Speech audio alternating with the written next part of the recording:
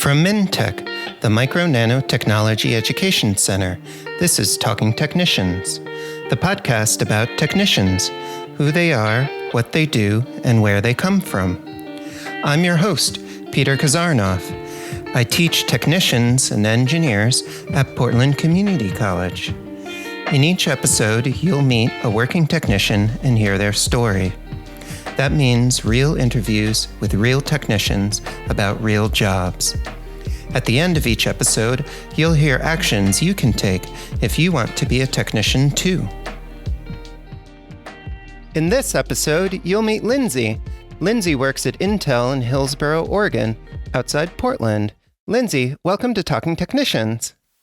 Thanks, Peter. I'm glad to be here. Thanks for inviting me. Well, thank you so much for coming. So tell me a little bit about yourself. Where do you live and how long have you been there for? Well, I live in Salem, Oregon. I was born and raised here. I have two children. I have a third grader and a seventh grader. And we just live in our little house. I'm loving it.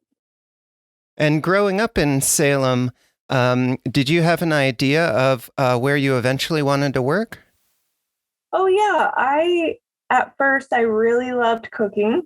So I started my career path there, got into the hospital and the kitchen in the hospital in Salem Hospital. And I really wanted to start working with the computers and the electronics that they have in the hospital, keeping the patients alive. So I was checking out schools and decided that I wanted to be a biomedical technician. So I started taking classes at Chemeketa Community College for electronics. And there I met Chuck Sekofitz, and he is the program director of the electronics program. He really worked with me and showed me that I have huge opportunity. If I get electronics degree, I could be working in so many different places, making a decent amount of money just with a 2-year degree. So I ended up doing that, getting, I got 2 electronics degrees at Chemeketa, and I ended up getting a job right away at Intel. They came and got me from Chemeketa, and I went straight there. So it was really nice to be needed. So I didn't get to do biomed tech like I wanted to, but I am so happy that I took the path that I took because it did lead me to a wider range of jobs out there that make quite a bit of money. And if I ever do want to do biomed tech, it's easy peasy. I've already got what I need right now. I could just switch on over. You mentioned that you got 2 little kiddos at home. How has it been working as a technician and having 2 little ones around? Well, actually, my job at Intel is quite amazing because I was able to take a nighttime shift. So I work through the night and sleep during the day when they're at school. So with a little help with a babysitter, I get to spend more time with my kids actually. And because I work night, I get an extra shift differential. So I'm making quite a bit of more money to help pay all the bills and whatnot. Mm-hmm. So in your work at Intel, do you work these shifts a couple days a week? How often do you have to go in? So they're 12-hour shifts, and we alternate weeks. So the first week will be 3 shifts. The second week will be 4 shifts, and just back and forth 3 days, 4 days, 3 days, 4 days. So I have 3-day weekends or 4-day weekends. It's pretty amazing. And being able to work like that and have that extra time off, it's really opened the door for me to spend more time with my kids, which is far more important than anything else out there. How has it been for your kids in this time of COVID? And how's that been like for you as a mom? My kids are very social, so it's been a little difficult.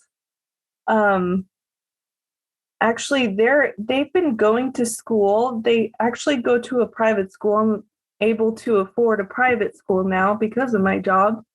So they have smaller class sizes. They are able to, be face to face with all the other children and get that interaction that they need safely.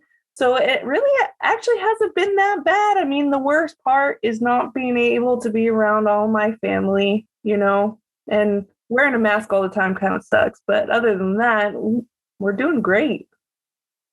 You mentioned before that after your 2-year degree, you were able to make a pretty good living. How much do technicians at Intel make?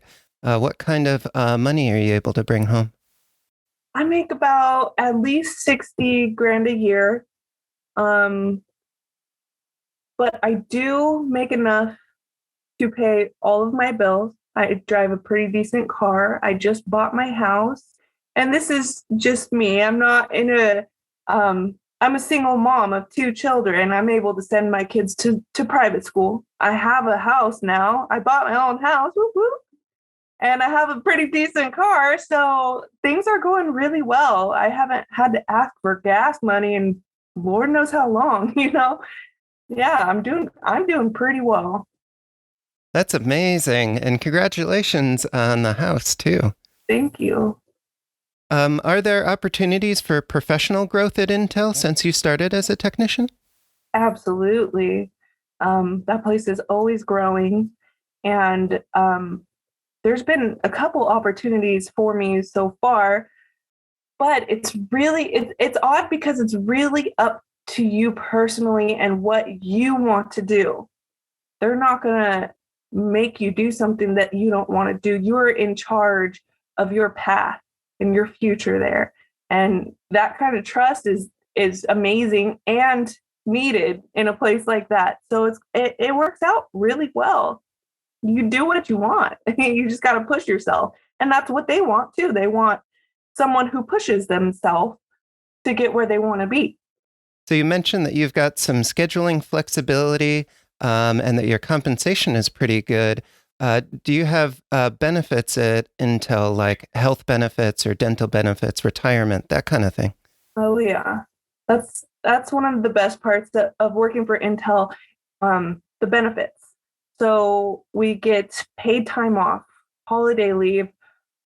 We have an amazing amount of time off that you're able to use. After 4 years, you get a paid sabbatical. After 7 years, that paid sabbatical doubles in time. We have, let's see, insurance is amazing. You get to choose what kind of insurance you want or what would work best for your family. And that's just super helpful. Dental is great. Actually, I have a dentist appointment at Intel tomorrow because they have dentists on site.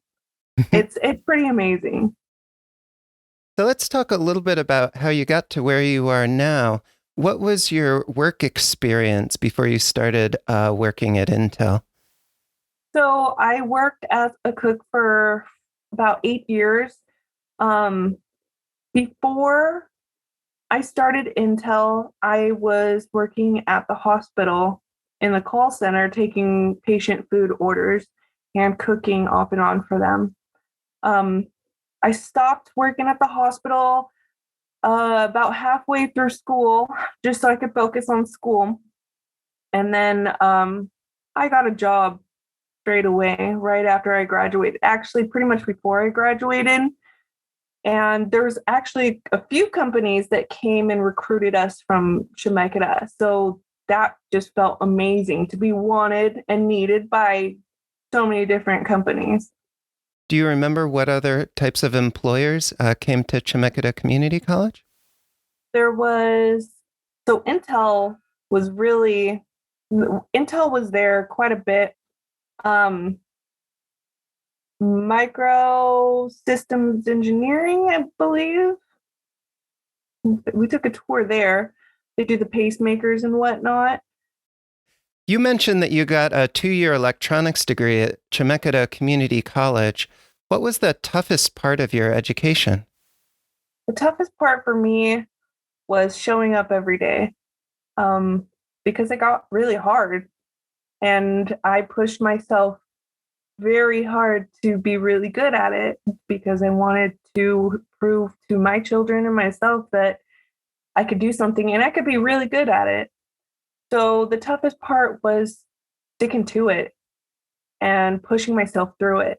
But I made it and I did it with really good grades too. What sorts of things did you learn during your technician training program that now you use on your job?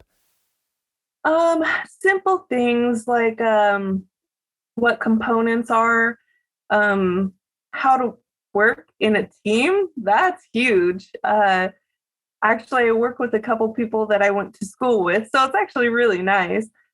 How to get where you want to be and how to talk with your managers and get information from them that you need.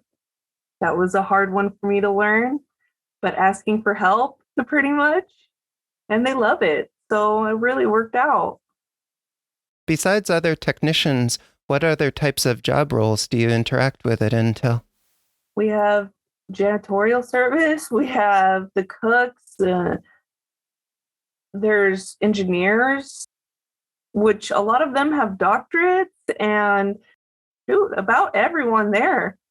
Everyone's pretty open and happy most of the time. It's just a great environment. It's very welcoming. So it's really easy to talk to people and get to know other people that work there.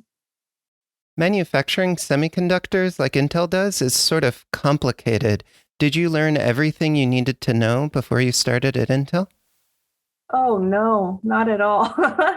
I did learn a whole lot, but Intel does things a certain way and it's very complicated and very specific. My job is different than the rest of the factory. So I have to understand what my job is more specifically than everything else. And they wouldn't tell me anyways because it's a need to know basis thing. What did it feel like your first day at work? Do you remember what it felt like going into Intel for the first time? Yeah, I was nervous. I was excited. I was scared. Um, they made me feel welcome. And they said that we all get our own cell phones, our own work cell phones. And that blew my mind. Like, why, how could they trust us off the bat like that?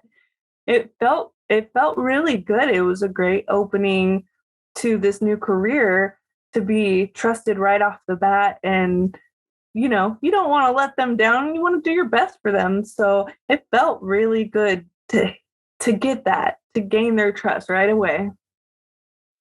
What was one of your first surprises at work? One of my first surprises was the raise that I got from my manager, my yearly raise.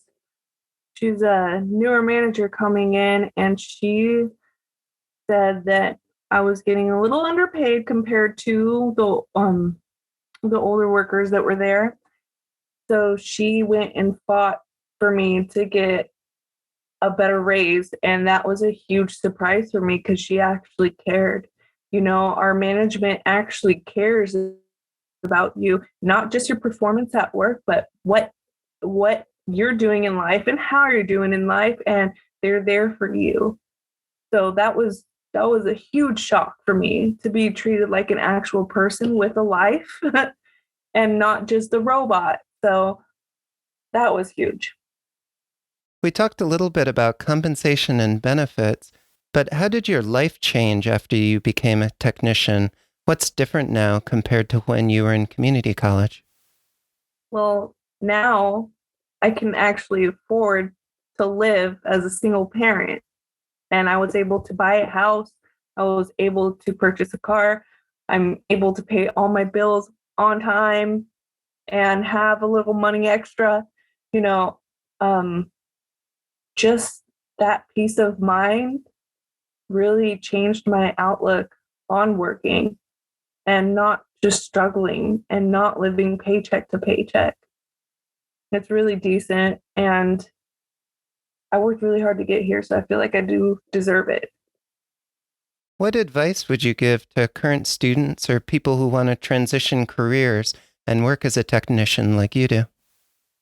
Do it. There's so much opportunity out there, especially in this area. The benefits are amazing. And if you have children, if you have a family, and if you want to be stable and be happy in your career, do it. You got to do it. Take a chance. It's interesting. It's harder. It really pays off. It's worth it. Do it for yourself. It feels good. Feels really good. Well, Lindsay, thank you so much for sharing your story with me and coming on Talking Technicians. Thank you for inviting me. This is great. Please keep in touch.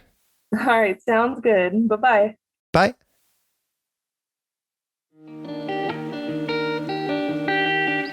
Talking Technicians is produced by Mintech, the Micro Nano Technology Education Center, through financial support from the National Science Foundation's Advanced Technological Education Grant Program.